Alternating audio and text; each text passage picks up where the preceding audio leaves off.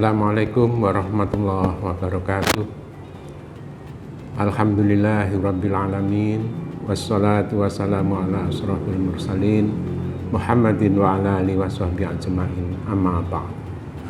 Bapak, Ibu dan saudara sekalian yang berbahagia, rahimakumullah.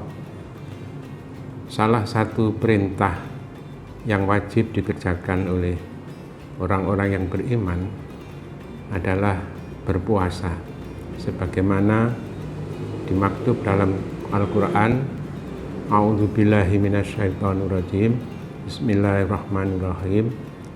Ya ayyuhalladzina amanu kutiba alaikumusiyam kama kutiba alal ladzina min qablikum la'allakum tattaqun. Puasa dalam kata arti secara jasmani adalah menahan makan dan minum dan menahan nafsu-nafsu yang lain. Orang yang berpuasa tentu saja dalam keadaan lapar, mulai kira-kira jam 4 pagi sampai jam 6 sore, kira-kira 14 jam. Sedangkan makanan yang kita konsumsi sampai menjadi tenaga itu kurang lebih membutuhkan waktu 8 jam.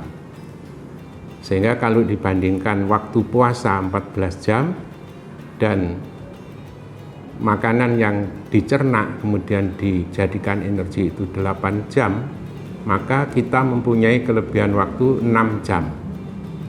Nah, 6 jam itu benar-benar tubuh kita dalam keadaan nukhter, istilahnya adalah kosong dari zat-zat yang kita masukkan ke dalam tubuh kita tadi.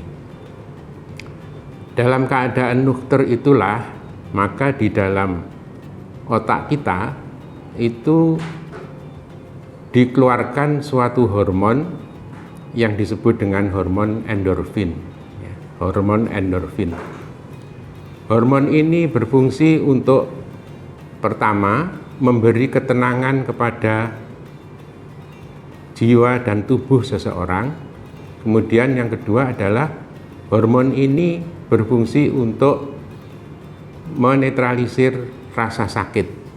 Jadi hormon endorfin itu fungsinya yang dua itu tadi, salah satunya adalah untuk menetralisir perasaan sakit. Sehingga orang berpuasa meskipun dalam keadaan lapar, dia tidak merasakan suatu perasaan yang sangat sakit karena kelaparannya itu.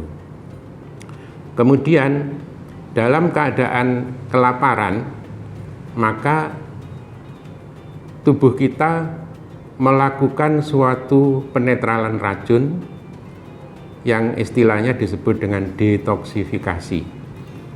Kenapa tubuh kita itu melakukan detoksifikasi atau penetralan racun? Oleh karena tubuh kita pada saat kita kelaparan, maka antioksidan yang ada dalam tubuh kita kadarnya sangat tinggi, sehingga zat-zat yang sifatnya racun bisa dinetralkan oleh antioksidan tersebut. Sehingga di seluruh tubuh kita zat-zat yang bersifat racun akan dinetralkan dan akhirnya akan dikeluarkan dari tubuh kita. Kemudian dalam keadaan puasa atau dalam keadaan lapar, maka di dalam sel-sel kita, di mana di dalam sel itu ada satu organel yang disebut dengan mitokondria. Di situ ada suatu gen yang disebut dengan gen sirtuin. Gen sirtuin itu bangkit ketika orang dalam keadaan kelaparan. Nah, gen sirtuin ini akan memicu setiap sel untuk mengadakan suatu regenerasi. Jadi pada orang yang berpuasa, sel-sel di seluruh tubuh kita akan mengalami regenerasi, sehingga fungsi daripada sel itu nantinya akan menjadi lebih baik. Kemudian seterusnya, di dalam keadaan kelaparan atau keadaan puasa, maka sistem pencernaan kita akan menjadi lebih baik lagi, karena di dalam keadaan berpuasa maka alat-alat pencernaan kita diistirahatkan.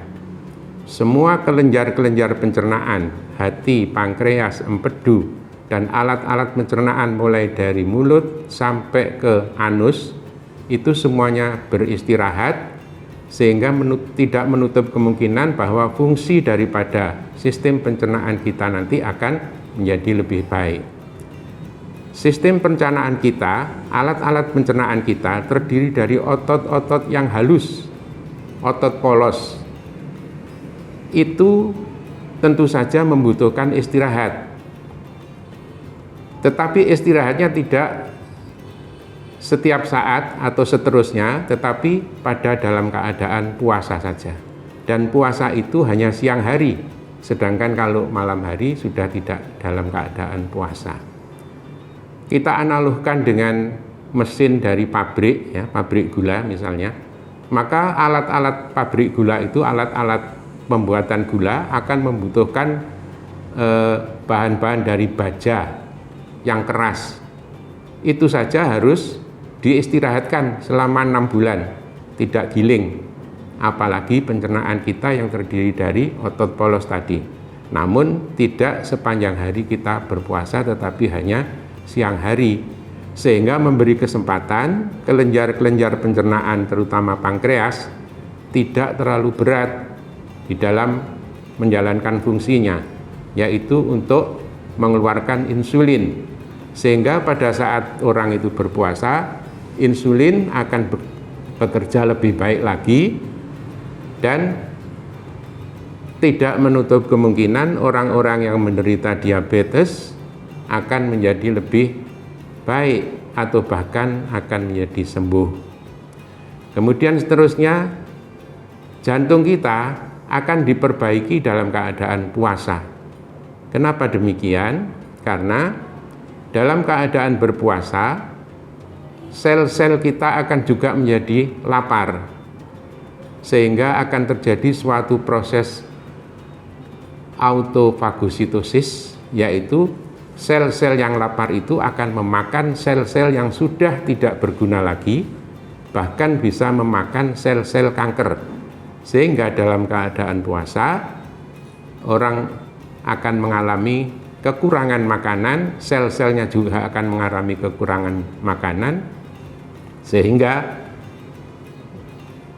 kolesterol-kolesterol yang bersifat jahat khususnya akan dihilangkan atau dimakan oleh sel-sel yang tadi yang dalam keadaan kelaparan. Kemudian ada juga kehebatan puasa ini, bahwa orang-orang yang berpuasa itu penyakit-penyakit yang diderita secara kronis seperti gastritis, kemudian diabetes mellitus atau kencing manis, tekanan darah tinggi, kemudian akan dinormalkan kembali. Artinya penyakit-penyakit itu akan menjadi lebih baik, kemungkinan juga akan menjadi sembuh. Bapak, Ibu, dan saudara sekalian, puasa yang kita alami itu namanya adalah intermittent fasting. Jadi puasa itu hanya intermittent saja, tidak seterusnya. Baik yang 1 bulan, misalnya puasa Ramadan, ini akan terulang lagi pada tahun berikutnya, 11 bulan lagi akan terulang lagi. Puasa Senin Kemis itu juga disebut dengan intermittent fasting karena sifatnya adalah periodis, setiap Senin, setiap Kemis. Apalagi yang disebut dengan puasa Daud, 1 hari puasa, 1 hari tidak, itu juga disebut dengan intermittent fasting. Intermittent fasting ini akan memicu tubuh kita untuk mengalami detoksifikasi, regenerasi, dan penetralan racun. Oleh karena itu tidak aneh bahwa apakah ini hadis dari Rasulullah atau orang-orang bijak mengatakan sumu tasihu, berpuasalah agar kamu sehat. Saya kira ini lebih cocok atau lebih sesuai dengan keadaan yang kita alami saat kita sedang berpuasa. Sehingga kalau misalnya puasa itu kita lakukan secara intermittent, baik itu puasa Daud, puasa Senin Kemis maupun puasa Ramadan, maka insya Allah tubuh kita itu akan menjadi lebih sehat lagi. Tidak ada ceritanya orang mati karena berpuasa. Ya. Jadi puasa itu bukan suatu perintah yang mencelakakan bagi manusia, tetapi justru menguntungkan dan menyehatkan.